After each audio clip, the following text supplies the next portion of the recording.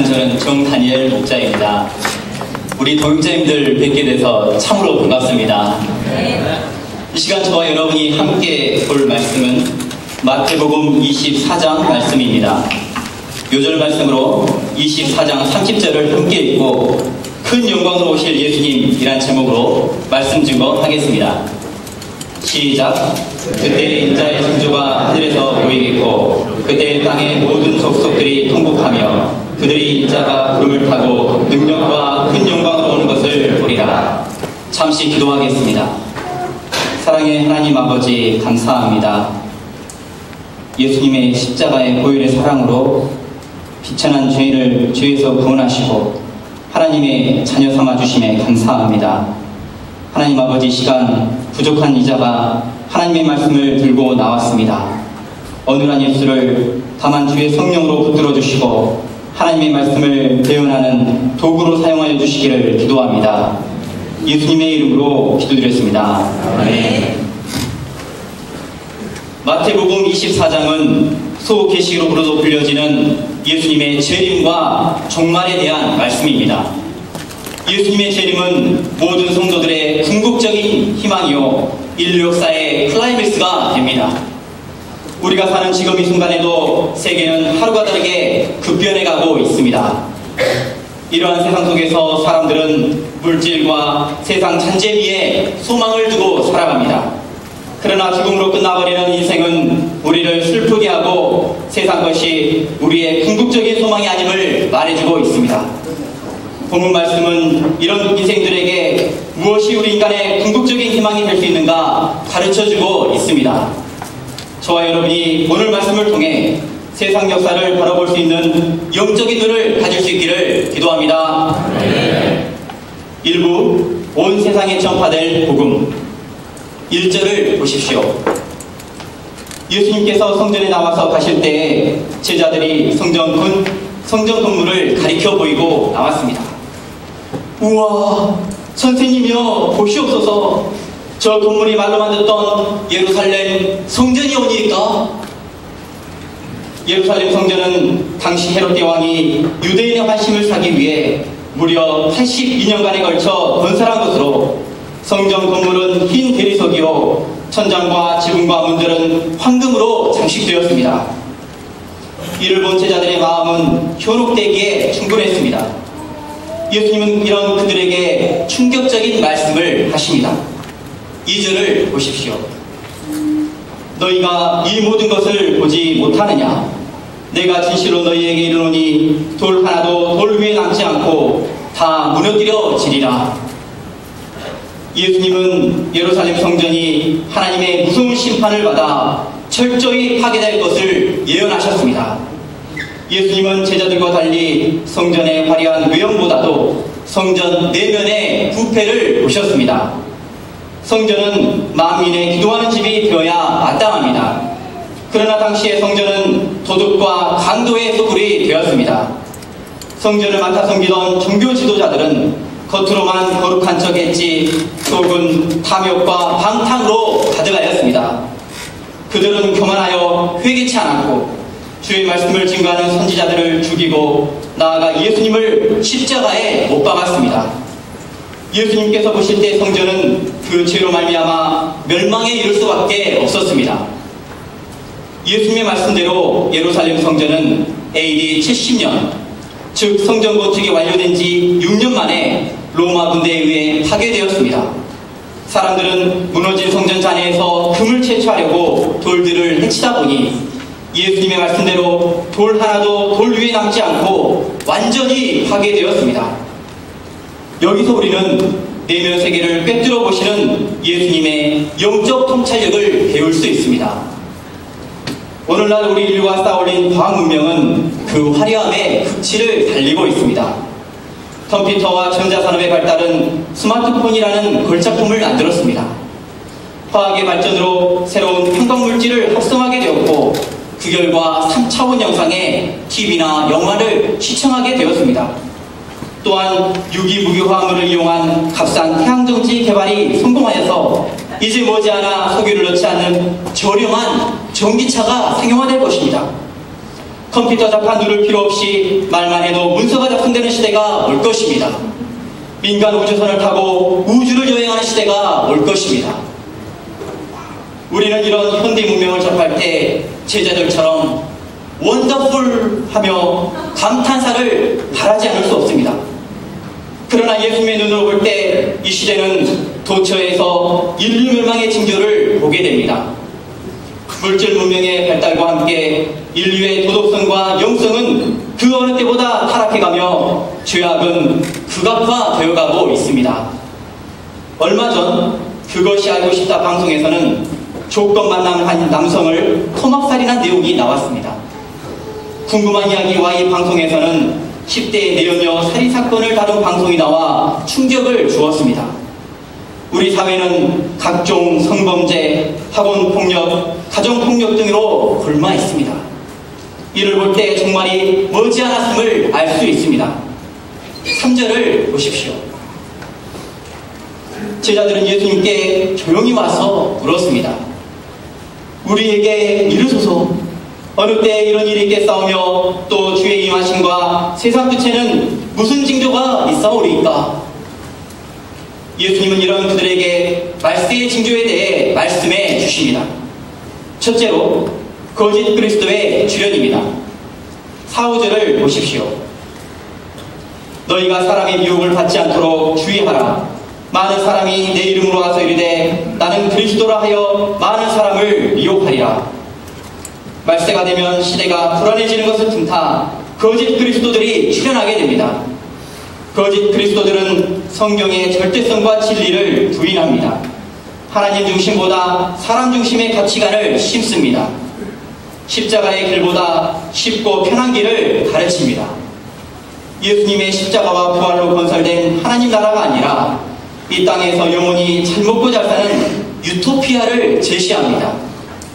최근 50년 동안 세계에는 1100명이나 되는 거짓 메시아가 나타났고 현재 우리나라에도 자칭 그리스도가 100명이나 된다고 합니다. 신천지는 장로교 명칭으로 가장하여 사회 곳곳에 파고들고 있습니다. 이뿐 아니라 힐링 맛집 동아리 맛동산, 독서 동아리 산책, 멘토 동아리 짝, 커피 동아리 애드립을 만들어 젊은이들을 호시탐탐 꼬시고 있습니다. 그 외에도 몰몬교, 구원파, 여호와의 증인 등이 대표적인 거짓 메시아들입니다. 둘째로 재난의 연속입니다. 6절과 7절을 보십시오. 말세에는 전쟁과 기근, 지진과 같은 재난이 끊임없이 일어납니다. 지난 4000년 역사 이래 전쟁이 없었던 시기는 불과 268년이었습니다. 최근에도 수단, 시리아, 나이지리아, 리비아, 우크라이나와 팔레스타인에 수많은 사람이 전쟁으로 희생되었습니다. 또 기근은 갈수록 성하여 2010년부터 2012년 사이 소말리아에서만 기근으로 죽은 사람이 26만 명에 달하고 있습니다. 또 지진은 그 횟수가 해가 갈수록 증가하고 있습니다. 2004년 동남아 쓰나미로 죽은 사람이 28만 명입니다. 2008년 중국 스촨성 지진 때는 8만 7천 명이 죽었습니다. 2010년 IT 대지진 때 23만 명, 2011년 동남아 쓰나미, 동일본 쓰나미 때 18,000명이 죽었습니다. 우리나라도 최근 진도 4 이상의 지진이 심심찮게 일어나고 있습니다. 그런데 이러한 재난들이 일어나되 끝은 아직 아닙니다. 재난들은 그 자체가 종말이 아니라 종말의 징조요 장차올 심판에 대한 경고입니다.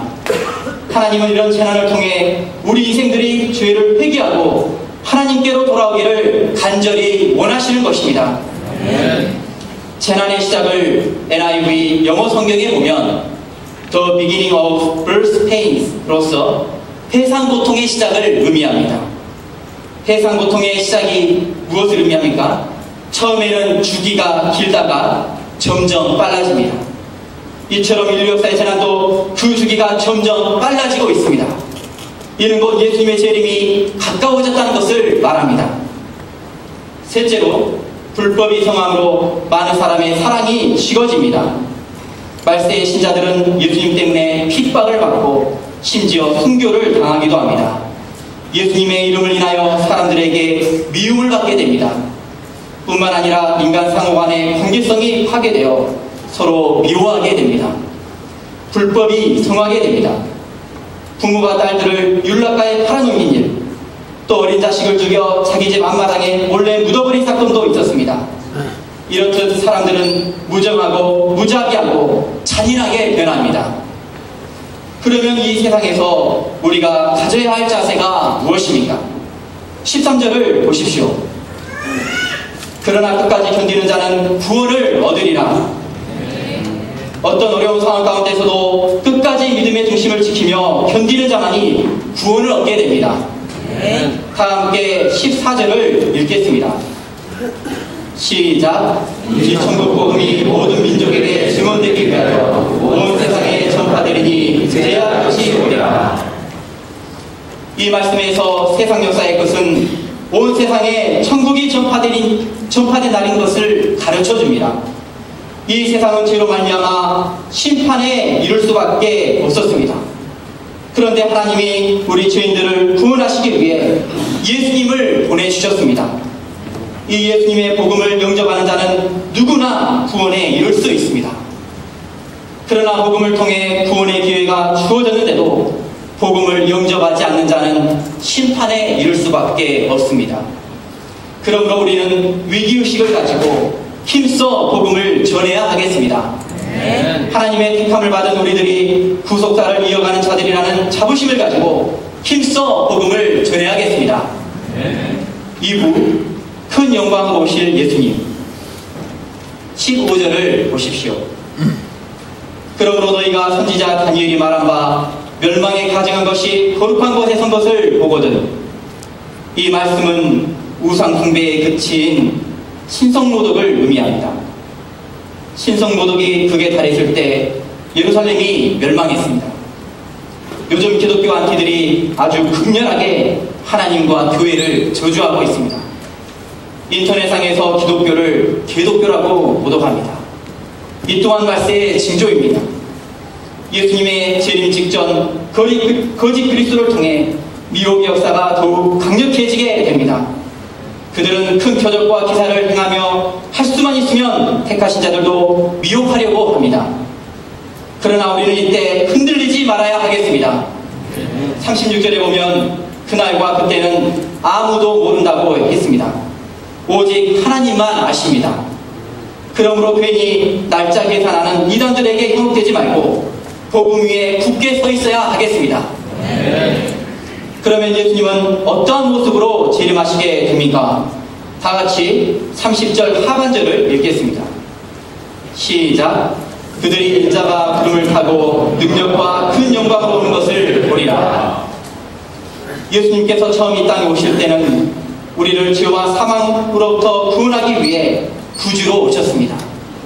그때는 사람들의 무관심 속에서 냄새나는 말구육간에 가장 비천하고 연약하고 초라한 모습으로 오셨습니다. 우리의 연약함을 친히 담당하시기 위해 슬픈 인간의 형상으로 오셨습니다.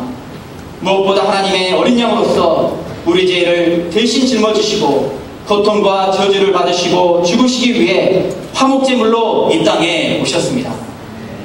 그리고 많은 사람들로부터 멸시와 천대를 받으시고 가시면류관을 쓰시고 마침내는 십자가에 못 박혀 비참하게 죽으셨습니다.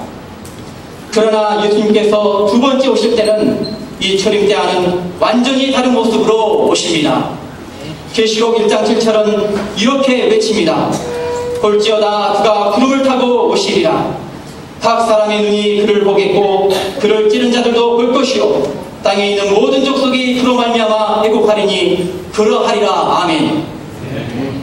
그때는 구름을 타고 온 인류가 문 앞에서 능력과 큰 영광으로 오십니다. 그때는 수많은 천군 천사를 대동하고 가슴엔 빛난 금띠를 띠고 머리엔 가시면류관 대신 금면류관을 쓰시고 권능의 주, 영광의 주, 심판의 주로 강림하십니다. 그때는 섬기기보다 다스리시고 모든 원수들을 굴복시키시고 하나님의 영원 왕국을 세우시기 위해 다시 오십니다.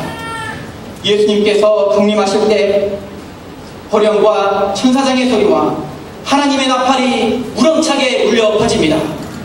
빰빠라밤 빰빰 빰빠밤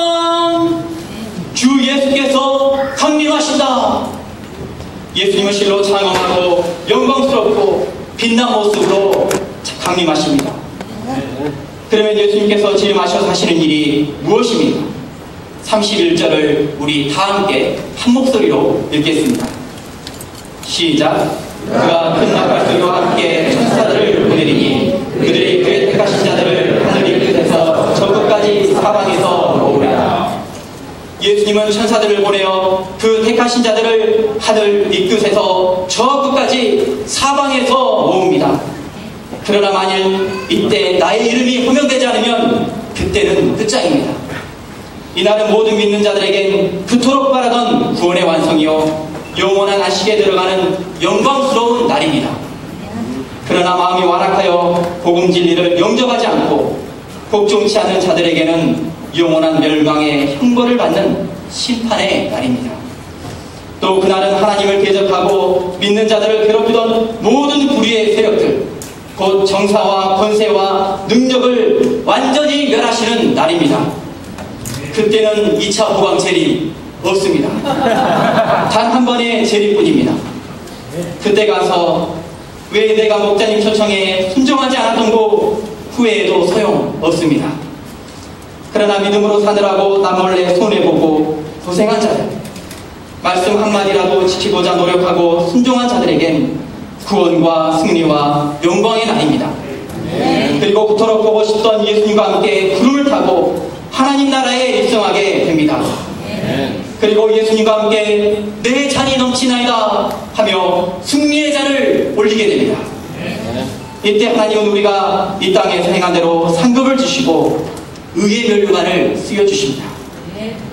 그때 우리는 월드컵 안 보고 주일내내 지켰던 것, 바쁘고 없는 중에서도 피싱하고 흥금했던 것, 속 썩이는 양 때문에 금식하고 숨겼던 것 등을 모두 자랑스럽게 예수님께 말할 수 있습니다. 그리고 우리도 이 하나님 나라에서 사랑하는 예수님과 함께 영원토록 살게 됩니다.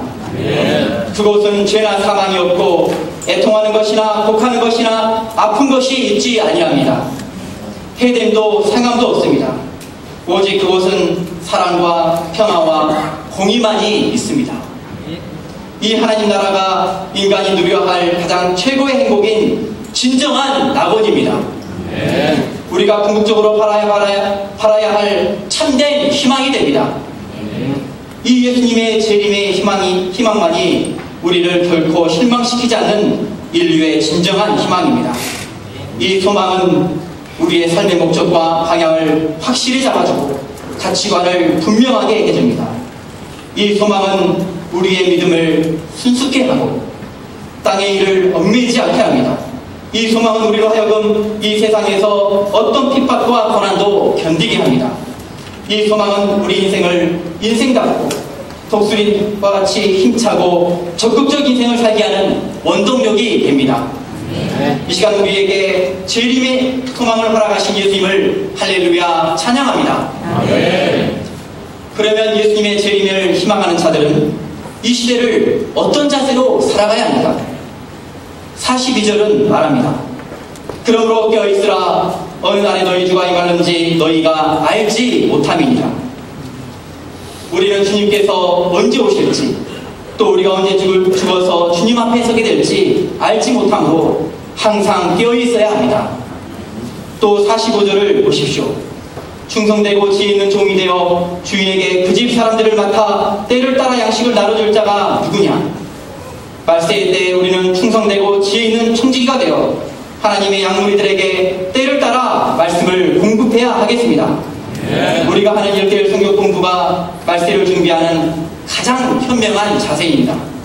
왜냐하면 1대1 성경 공부를 통해 심판받을 수밖에 없는 영혼이 구원을 얻고 천국에 들어가기 때문입니다. 그러므로 우리가 새벽 기도 때마다 외치는 구호처럼 1대1의 생명을 걸어야 하겠습니다. 저는 교만과 참의 사랑에 심히 병든 자였습니다. 1998년 전남대 응용화학부에 지원하였지만 고교 18번이 제 현실이었습니다.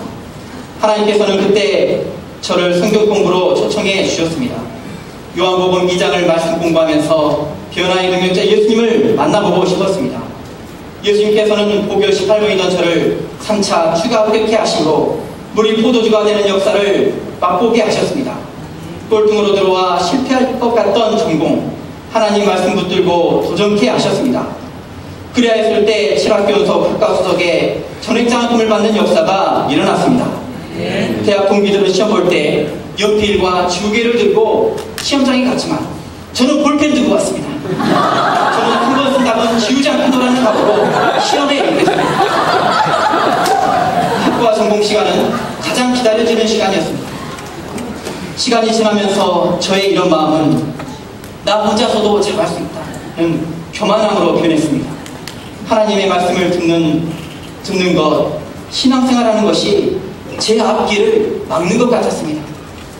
하나님께 드려지는 시간이 아까웠습니다.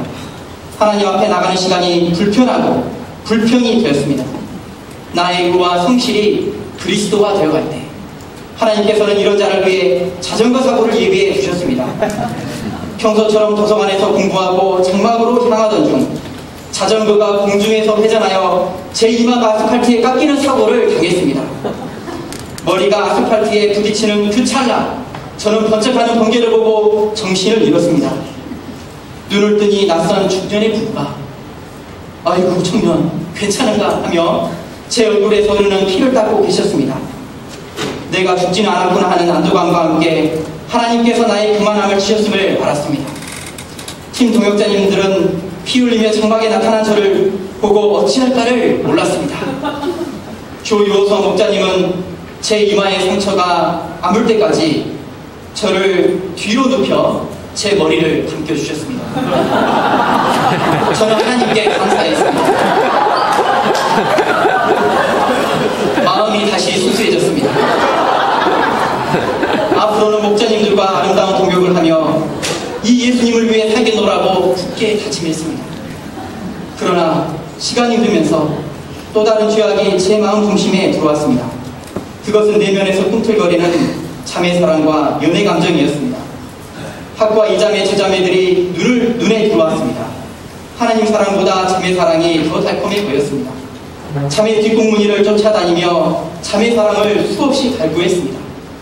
저의 이런 모습은 팀원들에게 매번 발칵되었고 이다희 목자님의 귀에까지 들어갔습니다. 이다희 목자님의 책망 스피릿은 15년 전 장난이 아니었습니다. 장소를 불문하고 그 자리에서 저를 호되게 책망했습니다.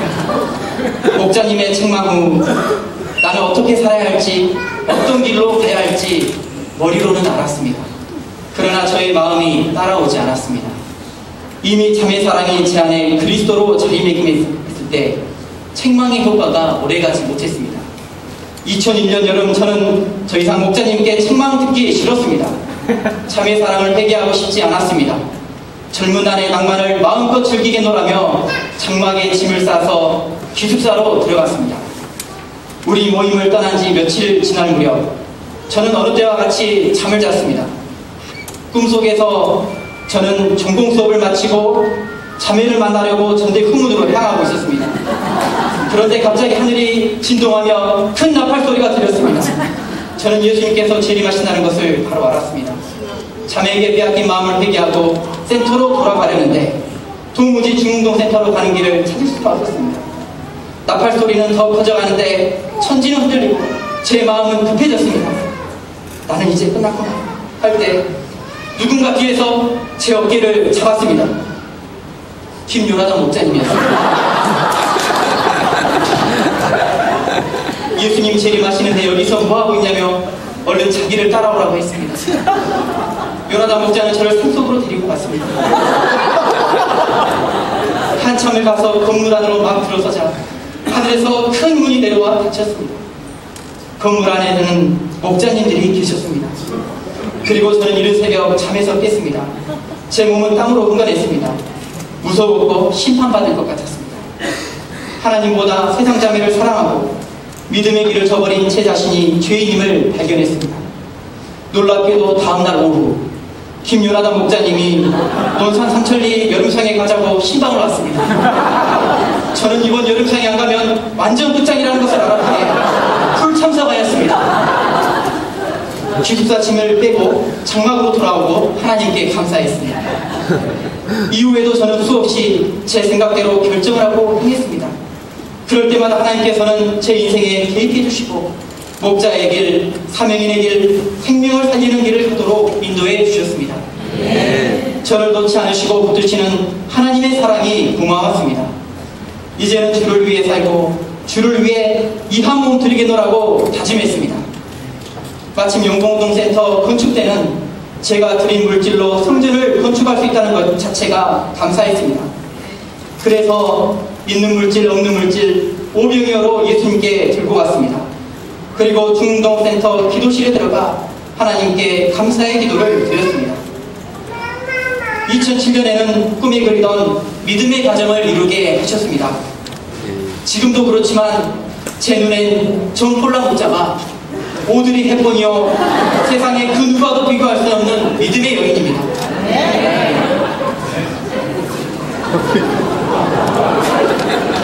2009년 광주 파기원 박사 졸업 후 하나님께서는 물질 훈련, 경선 훈련, 그리고 선전 훈련을 배우도록 저를 미국 볼티모어로 보내셨습니다. 미국 14년 연속 세계 최고의 의대를 자랑하는 그곳, 세계 최초로 머리가 붙은 샴쌍둥이를 분리한 신의 손 벤 탈슨 의사가 재직한 그곳, 연구비로 매년 1조 원을 쓰며 현재까지 36명의 노벨상 수상자를 배출한 그곳 존스홉킨스 대학은 전남 나주 시골의 촌뜨기인 제가 낮아짐의 훈련을 받기에는 최적의 장소였습니다. 하나님께서는 저를 가장 힘들고 무서운 실험실로 보내셨습니다. 저는 실험 결과를 얻을 때면 그 위에 지금도 그럽니다. My Lord Jesus, thank you for being with me. 나의 주 예수님, 저와 함께 해주셔서 감사합니다. 라고 이렇게 펜으로 적어둡니다. 어느 날은 교수님이 저의 그 메모를 보셨습니다. 제 지도 교수님은 유대인이셨습니다. 유대인은 예수님을 그리스도로 인정 안 합니다. 그 교수님은 제 자리에서 What? 한글로 번역하면 뭐야?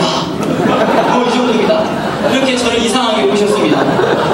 디스커션 중 제 노트를 던져버리셨고 학생들 앞에서 관용 Who are you? 너 누구냐며 공개 창피도 주셨습니다. 부활절 수양회를 참석하는 것을 교수님은 이해 못하셨으며 여름 수양에 참석하고 출근한 날은 혼나는 날이었습니다. 매일 할 일을 산더미처럼 주고 다음날 아침이면 실험 결과를 체크하러 들어왔습니다. 주말에는 더욱 바빴습니다.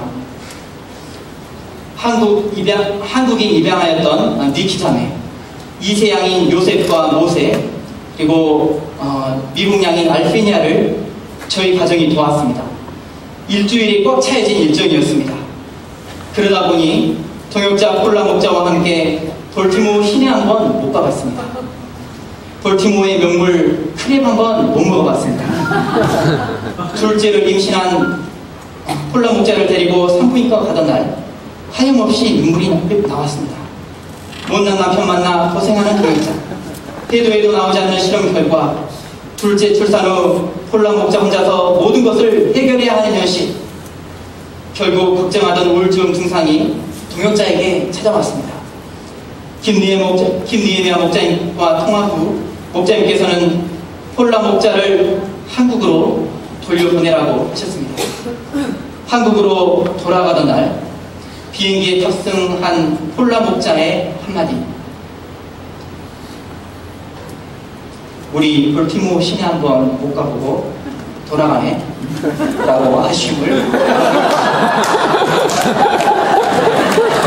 저는 그때 다짐했습니다. 앞으로 이 여인의 눈에서 눈물 나게 하는 말이 되다. 그 마음가짐으로 한눈 안 팔고 미국 생활을 했습니다. 맡겨주신 직분에 최선을 다했습니다. 연구자로서의 용기, 목자로서의 양과의 1:1 성경 공부, 볼티모어 센터 청소, 특송, 주일예배 사회, 수요일 전도 모임, 금요 말씀 공부. 시간은 참으로 빨리 흘렀습니다. 2달 돼서 한국 돌아갔던 둘째 아이가 2살이 되고 3살이 되었습니다. 그러나 제가 처한 현실은 나아진 게 없어 보였습니다. 가족과 함께 지낼 수 있게 해달라고 하나님께 간절히 기도했습니다. 그러던 중 작년 5월 한국화학연구원에서 박사급 선임연구원을 뽑는 공고가 났습니다. 1차, 2차, 3차 그리고 최종 면접까지 모든 과정이 순조롭게 이루어졌고 작년 9월 16일에 최종 임명되었습니다. 하나님의 은혜로 꿈에서나 그리던 주말 부부가 되게 해주셨습니다. 1년이나 한 번 볼까 말까 하던 데서 일주일에 한 번씩 가족들을 볼 수 있다는 것이 제겐 큰 행복입니다. 내가 주말 부부로 지낸다고 하니 화학연구원 박사님들은 3대가 덕을 쌓아서 그런 것 같다고 무척 부러워했습니다. 3대가 덕을 쌓은 것은 알 것 같은데 그게 굳이 이거와 무슨 상관이 있을까 의아했습니다.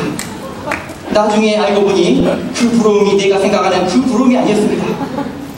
지금은 하나님의 은혜로 국책연구기관 한국화학연구원 신약연구본부에서 당뇨 및 비만 치료제 연구를 하고 있습니다. 선임연구원에게는 정년보장 및 고급 사무관 대우 그리고 연구하기에 충분한 수억 원의 연구비가 주어집니다. 돌아볼 때 나의 다 된 것은 모두 하나님의 은혜입니다. 하나님의 분명한 목적이 있습니다.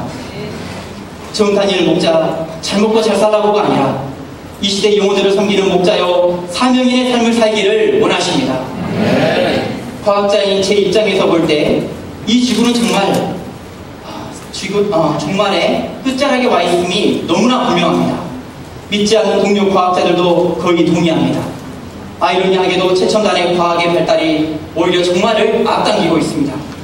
이 시점에서 제가 가장 힘써야 할 것은 생명구원 역사인 것을 깨닫습니다. 바쁜 연구생활 중에서도 어찌하든지 일대를 감당하여 이전 주일 예배 말씀에 나온 관악 3부 메리신 목자님처럼 학문에서 뿐만 아니라 영적으로도 열매 맺는 목자가 되기를 기도합니다. 결론, 성경은 아멘 주 예수여 오시옵소서로 끝맺고 있습니다. 세상에는 종말의 징조가 여기저기서 나타나고 있습니다. 주님은 온 세상을 심판하실 심판주로서 반드시 다시 오십니다. 주님이 재림하시는 그날 우리 믿는 자들은 최후 승리의 날이요 영광의 날입니다. 그러나 믿지 않는 자들은 저주의 날이요 심판의 날입니다. 우리가 주님 오시는 그날을 소망하며 힘써 양들에게 생명의 양식을 나눠주어 주는 충성된 자들이 되기를 기도합니다. 제가 기도하고 마치겠습니다. 사랑의 하나님 아버지 감사합니다. 하나님께서 말씀을 통하여 예수님께서 다시 심판의 구주로 오심을 저희로 알게 하시고 또한 저희에게 주신 사명이야말로 축복임을 알게 하심에 감사합니다. 하나님 아버지 저희가 캠퍼스 한 영혼과의 1대1의 중요성을 깨닫고 여기에 생명을 거는 믿음의 사람이 되기를 기도합니다. 시간 비천한 죄인을 통하여 하나님의 말씀을 대언하는 도구로 사용하심에 감사하며 다만 이 죄인은 예수님의 이름으로 기도드렸습니다.